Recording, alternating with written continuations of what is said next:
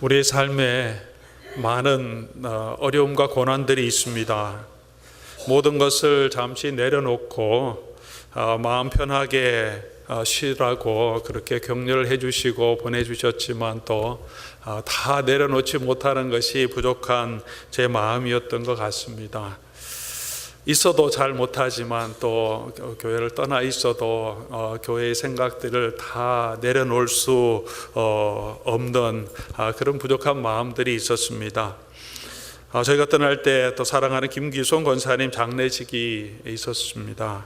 권사님 소천 소식을 듣고 주일 저녁에 우리 장로님들 또 우리 사역자들과 장로님 댁을 방문했는데 이 노 장로님이 저희 보시면서 그냥 걸음도 제대로 잘 못 걸으시는 분이 신도 벗지 않고 그냥 계시더라고요, 방 안에서. 근데 보시자마자 눈물이 걸썽걸썽 하시는 그 모습을 보고 또 예배 중간에도 계속해서 눈물을 보이시는 모습을 보면서 인생의 고난의 무게가 또 죽음으로 인하여서 헤어짐의 슬픔이 어떤 것인지를 다시 보게 되었습니다. 지금 입원하고 계신 성도님들도 있고 또 수술을 하고 계신 성도님들도 계십니다. 경제적인 어려움으로 인하여 또 관계의 어려움으로 인하여서 걱정하고 힘들어하는 많은 분들도 있습니다. 그것이 저와 여러분의 삶의 현실입니다. 인생에 이런 고난과 수고가 많이 있습니다. 가정을 책임지는 책임감의 무게도 있고 또 그 일을 다 제대로 감당하지 못하기 때문에 오는 아쉬움으로 인한 마음의 또 부담감도 있습니다. 자녀들을 보고 또 자녀들이 신앙 문제로 인하여서 늘 기도하는 부모님들이 계시고 또 가족들의 구원을 위하여서 기도하는 그런 마음을 가지는 안타까운 성도님들도 많이 계십니다. 그 고난 가운데 우리가 어떻게 살아야 할까? 또 어떻게 그 고난을 이길 수 있을까? 그 이길 수 있는 비결은 무엇일까 하는 것들을 많이 고민하게 됩니다. 제 자신의 숙제이기도 하고 아마 모든 성도님들이 같이 가지고 있는 그런 고민이 아닐까 생각합니다. 성경은 단지 고난을 견디라고 우리에게 말하지 않고 고난 가운데서도 기뻐하라고 우리에게 말하고 있습니다. 어떤 상황 속에서도 오늘 빌립보서를 통해서 사도 바울은 자족할 수 있는 그런 비결을 배웠고 또 그런 성도가 되도록 빌립보 성도들을 권면하고 있습니다. 항상 기뻐하라 그렇게 말합니다. 기쁨은 성령의 열매라고 말합니다. 성령의 사람, 믿음의 사람이라면 우리 속에 있어야 할 아주 큰 덕목 중에 하나는 마음의 기쁨이라는 것을 우리가 함께 배우고 또 말씀을 드렸습니다. 우리에게 열심과 열정, 충성은 있는데 때로 우리에게 부족한 것은 주 안에서 누리는 기쁨, 봉사를 하면서 우리에게 주시는 기쁨, 또 다 못할지라도 또 하나님께서 주시는 은혜로 말미암아 그 안에서 참 감사하면서 기뻐하면서 하나님의 평강을 누리는 그런 마음들이 우리 신앙 가운데 또 우리 신앙생활 가운데 많이 부족한 것이 아닌가 생각이 됩니다. 오늘 그것이 저의 모습이고 또 우리의 모습이 아닌가 생각해서 그래서 오늘부터 빌립보서를 통해서 하나님이 주시는 은혜를 함께 나누기를 원합니다. 빌립보서의 주제를 한마디로 요약한다면 고난 가운데서도 기뻐하는 삶 이렇게 정의할 수 있습니다. 빌립보서의 별명이 기쁨의 서신이라 보통 이렇게 말하고 있습니다. 우리 빌립보서를 읽어보면 빌립보서에는 기뻐하라, 내가 기뻐한다, 내가 주 안에서 기뻐한다, 너희 기쁨이 충만하기를 원한다. 이렇게 기쁨이란 단어, 함께 기뻐한다, 기뻐하라, 기쁨 이 단어를 14번 이상이나 계속해서 반복해서 사용하고 있습니다. 바울 자신도 기뻐하고 기뻐하겠다고 얘기하고 성도들에게도 기뻐하라고 말을 하고 있습니다. 특별히 주제되는 귀한 말씀이 빌립보서 4장 4절의 말씀인데 주 안에서 항상 기뻐하라, 내가 다시 말하노니 기뻐하라. 아마 신앙생활 오래 하신 분들은 너무나 잘 아는 말씀이실 것입니다. 주 안에서 항상 기뻐하라, 내가 다시 말하노니 기뻐하라. 그렇게 권면하고 있습니다. 모든 목회자가 그렇듯이 저도 로마서를 참 좋아합니다. 복음에 대해서 가장 포괄적인 내용들을 기록하고 있는 책이기 때문입니다. 에베소서도 참 좋아합니다. 복음의 은혜 또 복음에 합당한 삶이 무엇인지 아주 요약해서 정말 아름다운 수려한 언어로 기록된, 신학자들이 말하기를 바울 신학의 정수다, 가장 아름다운 책이다, 그렇게 말하는 분들도 있습니다. 갈라디아서도 제가 논문을 쓰면서 오랫동안 붙들고 실험한 책이기 때문에 좋아합니다. 조금 논쟁적이긴 하지만 바울의 속마음을, 정말 복음에 대한 열정, 감정 때문에 드러나는 그 속에 복음을 향한 간절한 사랑을 우리가 직접 볼 수 있기 때문에 갈라디아서도 참 귀한 책이고 좋아합니다. 오늘 우리가 함께 보려고 하는 빌립보서도 참 좋아하는 책입니다. 그러나 빌립보서를 좋아하는 이유는 신학자이기 때문에, 목회자이기 때문이 아니라 그저 한 성도로서, 한 그리스도인으로서 참 제게 주시는 은혜가 크기 때문에 빌립보서를 좋아합니다. 빌립보서는 바울이 빌립보 성도를 향한 사모곡이라 할 정도로 빌립보서에 있는 내용들을 연애 편지에도 이렇게 쓸 수 있으면 참 감동스러운 내용들이 많습니다. 그럴 정도로 사랑의 마음을 가지고, 감사의 마음을 가지고 빌립보 성도를 향한 바울의 간절한 고백을 담고 있습니다. 빌립보 교회는 사도 바울과 참 많은 인연이 있는 교회입니다. 스토리가 많은 교회입니다.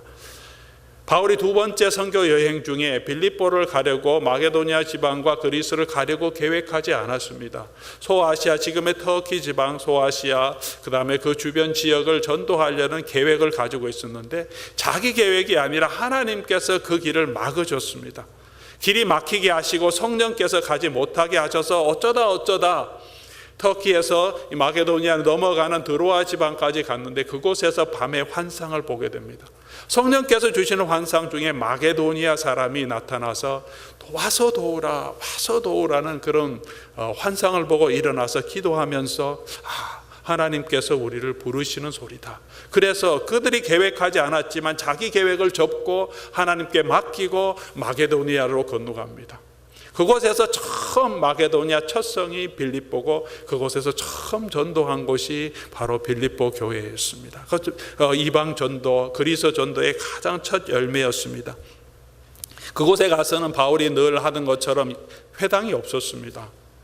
어디서 시작해야 될지 막막했죠. 늘 회당에 가서 먼저 복음을 전하고 그곳에서 믿는 사람들의 복음을 전하면서 주변 전도를 시작했는데 빌립보에는 회당이 없어서 어디 갈지 몰라서 안식일에 바깥으로 나가서 유대인들이 혹시 기도하는 처소가 있는가 해서 기도처를 찾고 있는데 발견하고 그곳에서 만난 루디아라는 여성을 만나서 그가 복음을 전가하면서 하나님께서 길을 열어줘서 그곳에서 그녀의 집에서 예배를 시작하게 해주셨습니다. 그러면서 복음을 전가하게 됩니다.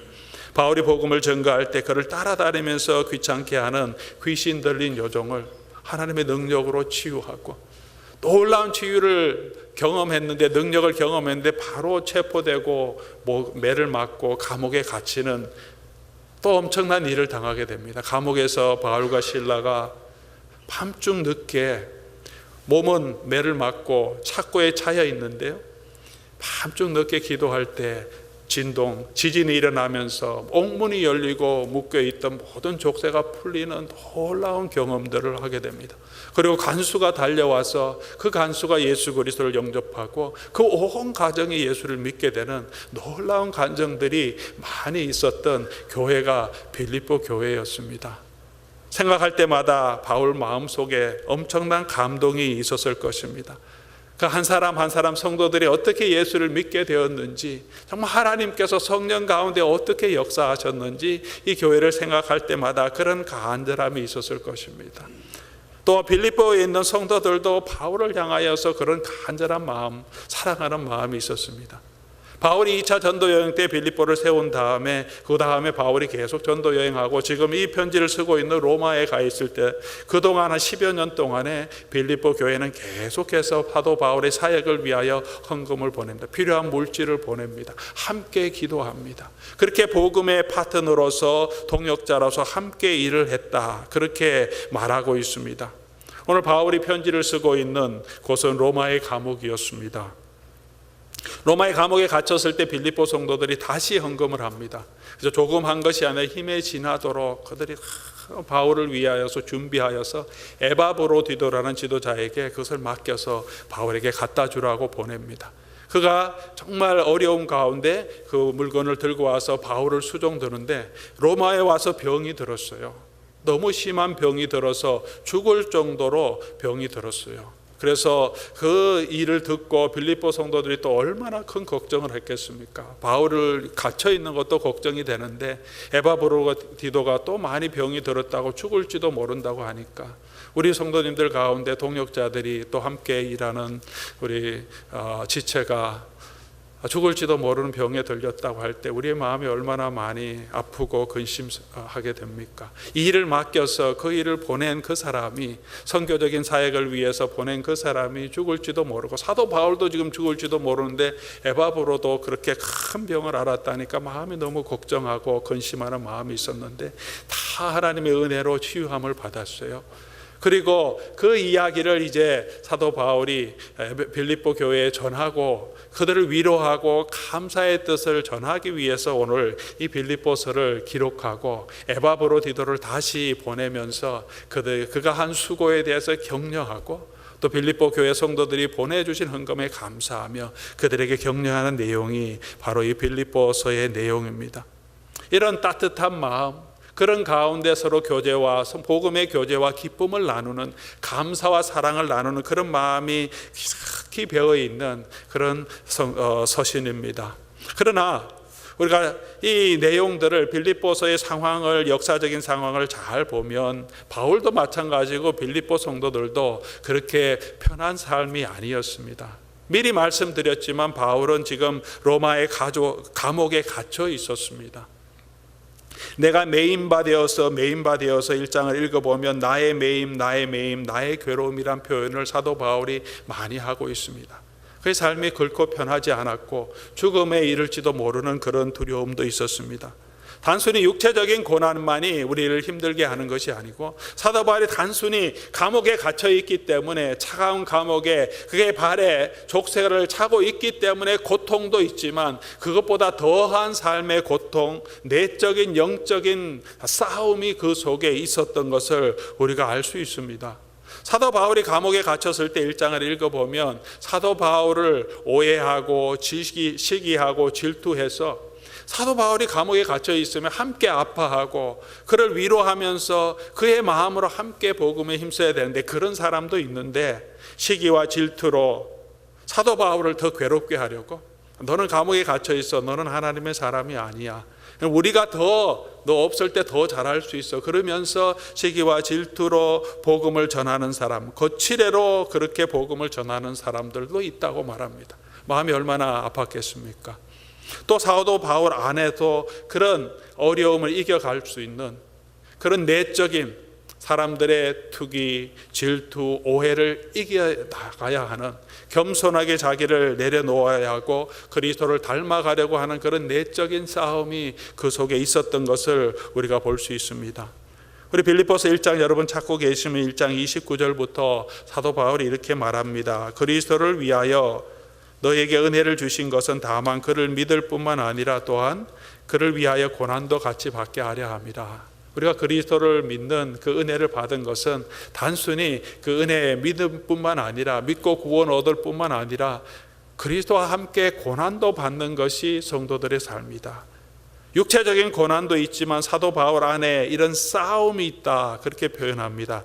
너희에게도 그와 같은 싸움이 있으니 너희가 내 안에서 본 바요 이제 내 안에도 돋는 바다. 성도들 안에도 싸움이 있었습니다. 우리 4절 보면 유오디아와 순두개가 싸움에서 빌립보 교회 안에도 다툼이 있었습니다. 서로 자라가는 열정 때문에, 서로의 의견 차이 때문에 싸움이었겠죠. 서로 비방과 질투하는 그런 싸움은 아니었겠지만 그럼에도 불구하고 나눔과 다툼이 있었습니다. 2장 말씀 보면 예수님의 마음을 품으라고, 예수님의 마음은 어떤 마음이냐, 다른 사람을 나보다 낮게 여기는 마음이고 자기를 끝까지 순종하며 내어주는 마음이고 겸손한 마음이고 사랑으로 남의 유익을 구하는 그런 마음이라고 말합니다.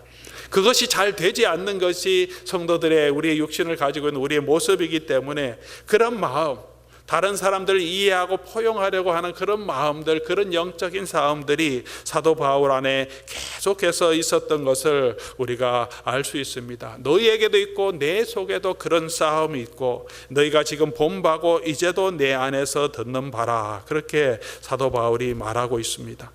그런 속에 여러 가지 신앙적인 싸움이 있지 않습니까? 제 속에도 있고 아마 여러분 속에도 있을 것입니다. 내 감정을 죽여야 되는데, 내가 더 섬겨야 되는데, 그런데 그러지 못하고 불쑥불쑥 나타나는 내 감정들 때문에 스스로 힘들어하고 이게 아닌데 잘 되지 않기 때문에 참 고민하고 갈등하는 그런 신앙의 갈등들이 아마 저와 여러분에게 다 있을 것입니다.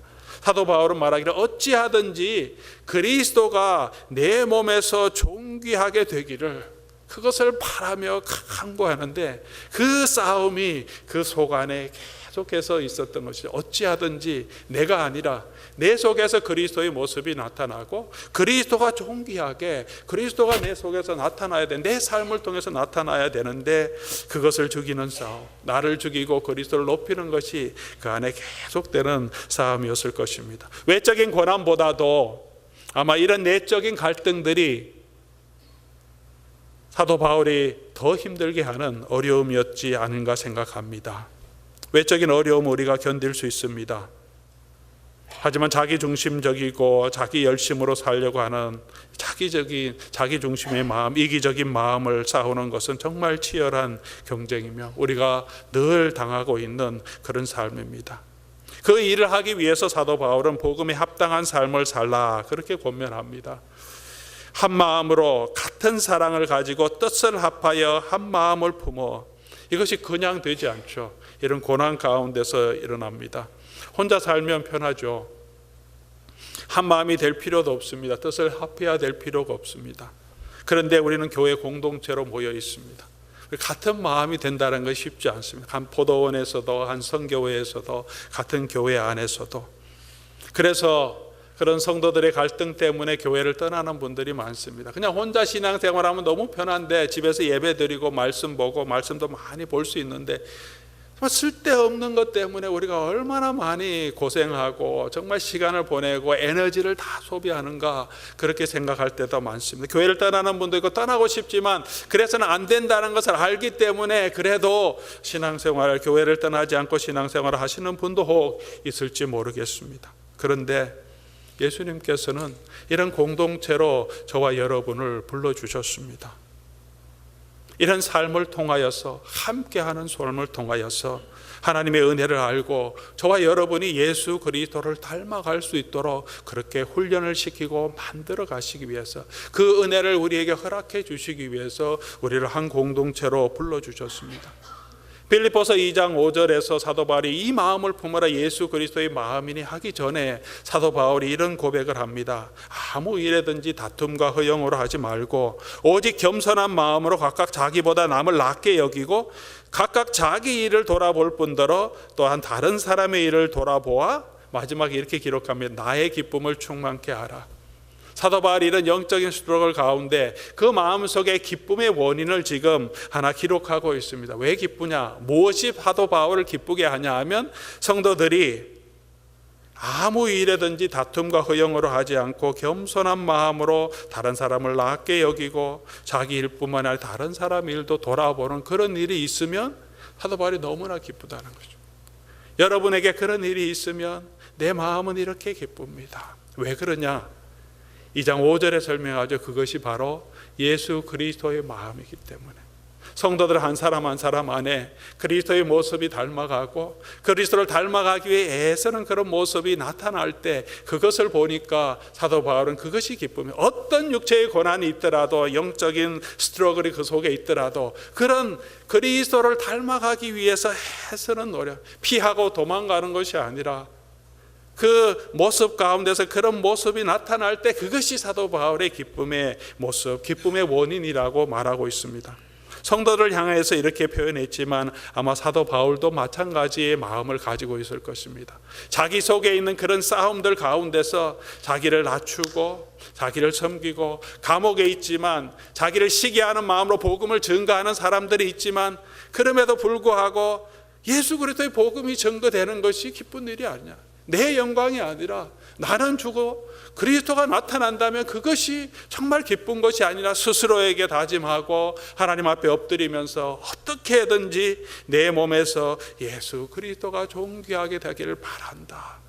그런 모습 가운데 서 있을 때 사도 바울이 그 마음을 가지고 자기 자신을 볼 때도 이게 바른 거야. 이게 내가 지금 예수님 닮아가는 거야. 그렇게 하면서 그 마음에 기쁨이 있었을 것입니다.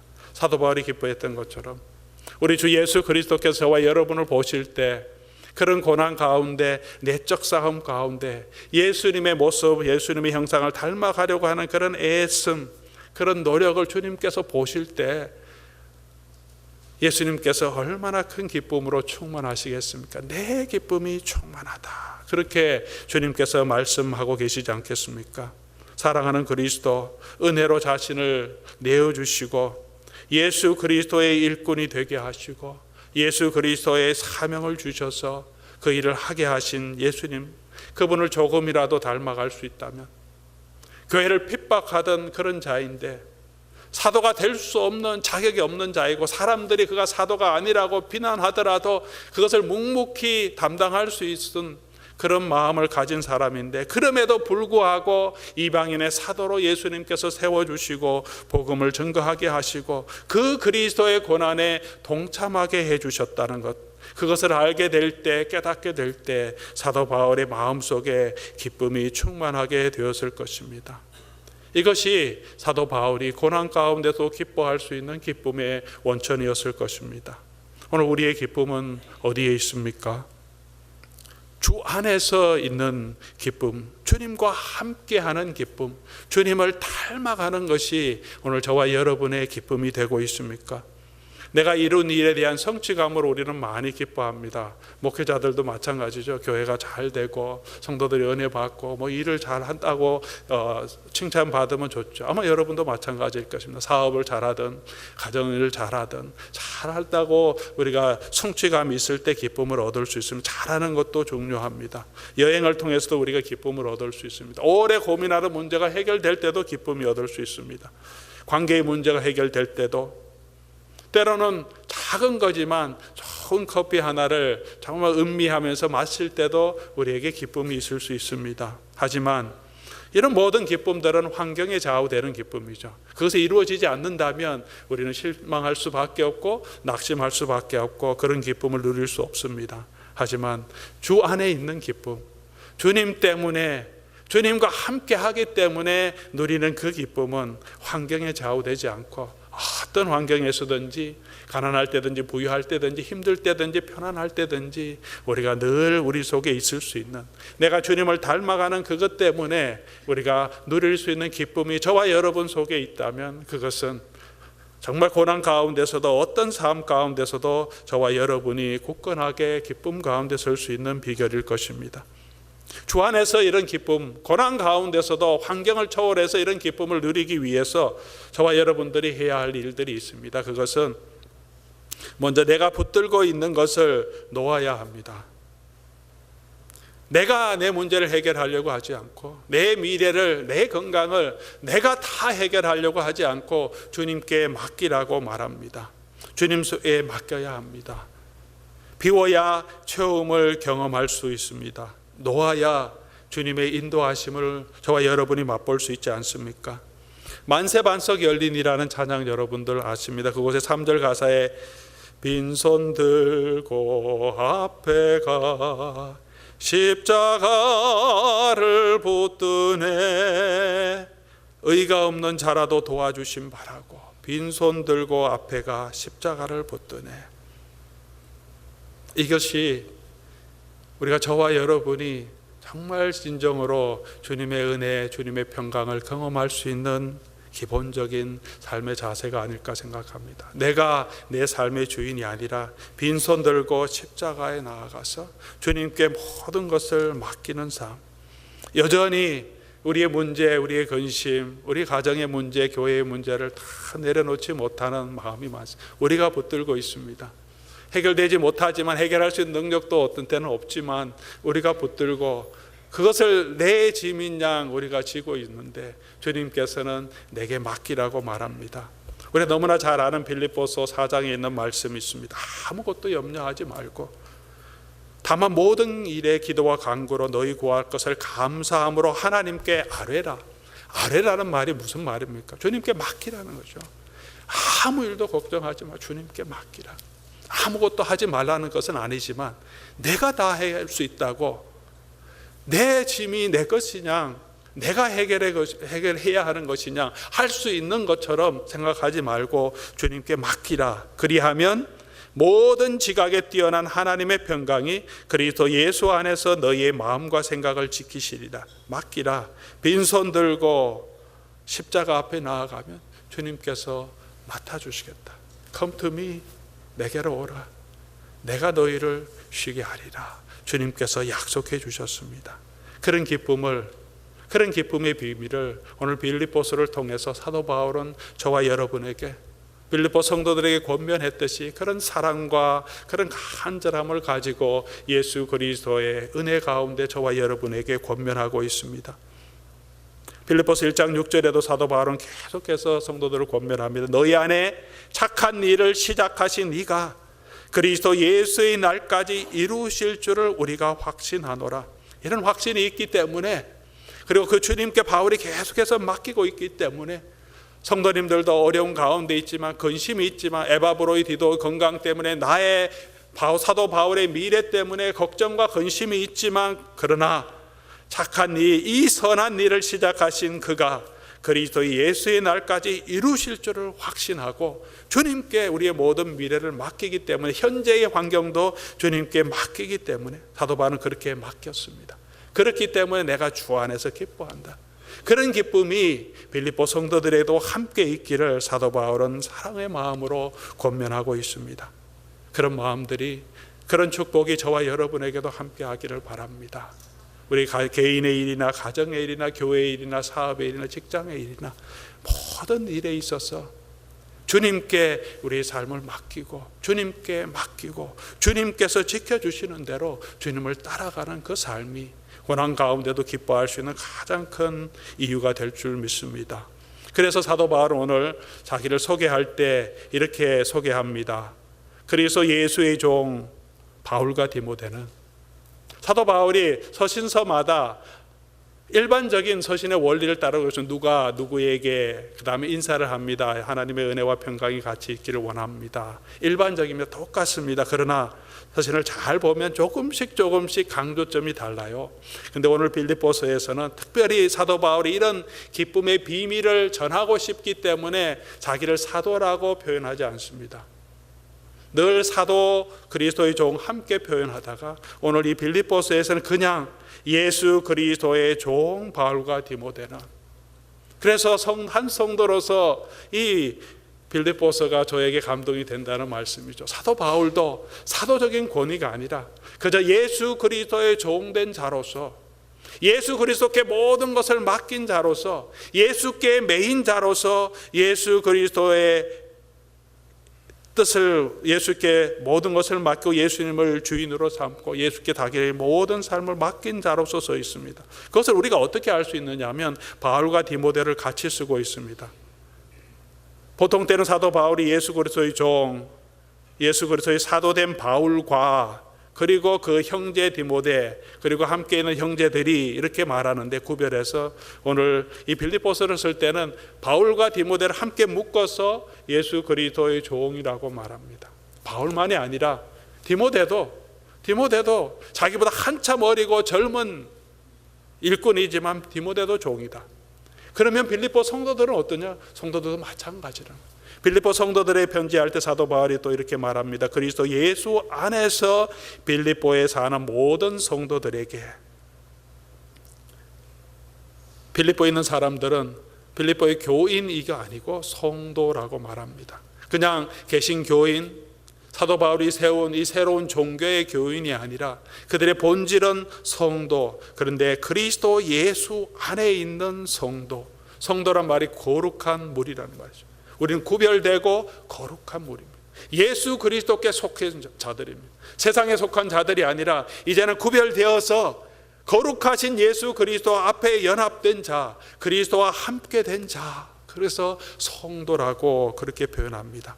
그 성도인데 세상을 떠나 있는, 세상 밖에 있는 성도가 아니라 빌립보에 있는 성도들, 그 도시 안에 살고 있는 성도들, 그 도시 안에서 종으로 살고 있고 관리로 살고 있고 장사를 하며 살고 있지만 그 가운데 살고 있는, 삶 가운데, 도시 가운데 있지만 그 안에서 예수와 연합되어서 이제 삶의 정체성이 바뀌고 우리 삶의 목적이 바뀌고 삶의 가치관이 바뀐 자로, 구별된 자로 모인 자, 그 성도들에게 사도 바울이 권면하고 있습니다.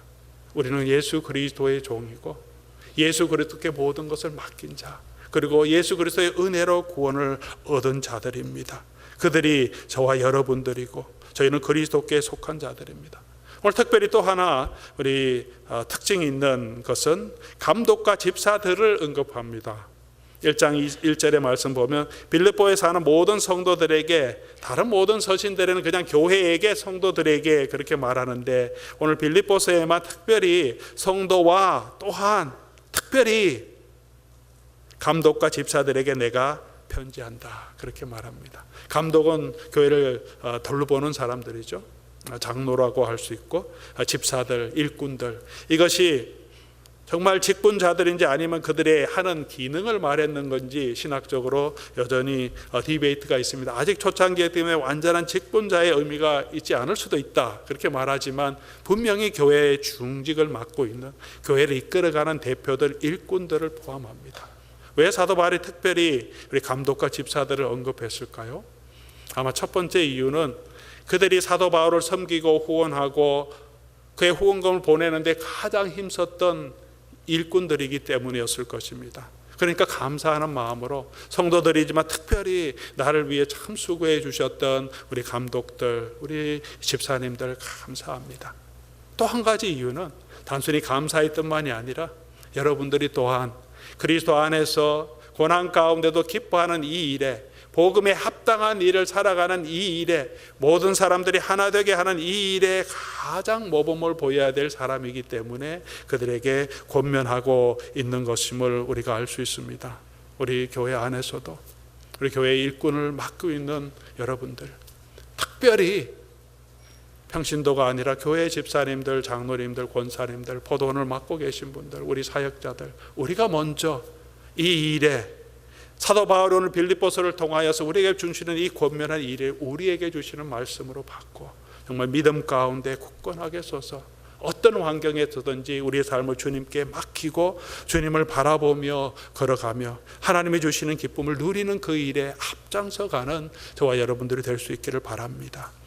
그러면서 사도 바울이 인사를 합니다. 하나님 우리 주, 우리 아버지와 주 예수 그리스도로부터 은혜와 평강이 너희에게 있을지어다. 인사는 그 사람의 마음을 표현합니다. 바울이 일반적으로 그리스도인들이, 이스라엘 사람들이 하는 인사를 넘어서서 은혜와 평강이라는 이 두 단어를 사용하여서 인사를 합니다. 우리가 한국에서 어르신들, 저희 부모님 세대에는 어떻게 인사했습니까? 제가 어릴 때도 늘 기억합니다만 우리 경상도 사투리로 밥 묻습니까? 밥 묻어요. 이렇게 했으면 진지 드셨습니까? 이렇게 물어봅니다. 밥을 많이 드시지 못하는 때, 제가 자랄 땐 그래도 밥을 먹을 때지만 계속 그렇게 인사해 왔기 때문에 저도 그렇게 많이 어르신들에게 인사했던 적이 많이 있습니다. 밥을 먹지 못할 때가 너무 많았기 때문에 사람들을 보면 밥을 먹었는지, 정말 오늘 진지는 드셨는지, 이 어르신이 굶지는 않았는지 그런 걱정 마음 때문에 인사가 그렇게 나오죠. 때로는 밤새 안녕하셨습니까? 이렇게 인사할 때도 참 많습니다. 밤에 잘 잤느냐 그런 의미도 있겠지만 밤새 우리 한국 그 역사를 보면 밤새 엄청난 일들이 참 많이 일어납니다. 밤새 여러 가지 알지 못하는 많은 일이 일어나고 사람이 죽어나가고 없어지고 잡혀가는 일들이 많았기 때문에 밤새 평안하셨습니까? 별일 없었습니까? 이것이 인사였습니다. 사도 바울은 그런 안부가 아니라 여러 가지 많은 일들이 일어나는 그 시대의 상황이었겠지만 사도 바울의 인사는 하나님의 은혜와 평강이 여러분께 있기를 원합니다. 이렇게 기도하고 있습니다. 그것은 사도 바울의 인사였으며 또한 사도 바울의 기도였습니다. 그런 하나님의 은혜와 예수 그리스도 안에 있는 평강이 여러분께 임하기를 원합니다 하는 기도였고, 기도이면서 또한 그것은 축복이었습니다. 그런 축복이 여러분에게 있기를 원합니다 하는 사도 바울의 축복이었습니다. 오늘 우리는 어떤 인사로 서로 권면하고 있습니까? 우리가 고난 가운데 정말 기쁨을 누리는 성도로 살기 위해서 오늘 저와 여러분들 서로 격려하고 우리에게 격려할 것은 하나님 우리 주 우리 아버지와 주 예수 그리스도로부터 은혜와 평강이 우리에게 있을 때, 이분이 누구십니까? 우리는 예수님의 노예고 예수님의 종이라고 했지만, 그런 사람이지만, 우리는 예수님께 전적으로 다 맡긴 사람이지만, 예수님은 누굽니까? 하나님은 누구십니까? 우리 아버지가 되어주시고 우리를 위해서 먼저 자기를 십자가에 죽기까지 내어주신 종 중에 종이 되어주신, 노예 중에 노예가 되어주신 그분이 우리의 주인이 되어주십니다. 그분께로 오는 그 평강과 그분께서 오는 그 은혜가 저와 여러분에게 풍성할 때, 우리 안에 있을 때, 그 은혜를 알 때 저와 여러분이 하나님이 주시는 기쁨을 누리게 될 줄 믿습니다. 성도의 삶은 은혜로 시작해서 은혜로 가다가 은혜로 끝나는 삶. 그 은혜가 우리가 누리는 것도 되지만 그 은혜가 우리 가운데 역사에서 약한 나로 강하게 하시고 강한 나를 부욕해 하시며 은혜가 나를 이끌어 가게 하십니다. 우리 이 예수 그리스도의 은혜, 예수 그리스도께서 주시는 평강이 오늘 저와 여러분에게 풍성하게 임하기를 원합니다. 우리의 삶에 여러 가지 환경들이 있지만 그 모든 환경들을 주님 앞에 내어놓고 주님 앞에 맡기며 나의 생명 되신 주님께로 나아가는 저와 여러분 될 수 있기를 바랍니다. 그리고 우리를 바라주실 것입니다. 그분께 우리의 자신을 맡기고 그분의 평강을, 그분이 주시는 은혜를 사모하시기 바랍니다. 날마다 주를 찬송하겠네. 주의 사랑줄로서 나를 굳게 하소서. 이 찬양이, 또 이 고백이 저와 여러분의 고백이 될 수 있기를 주님의 이름으로 축원합니다. 같이 한번 기도하겠습니다.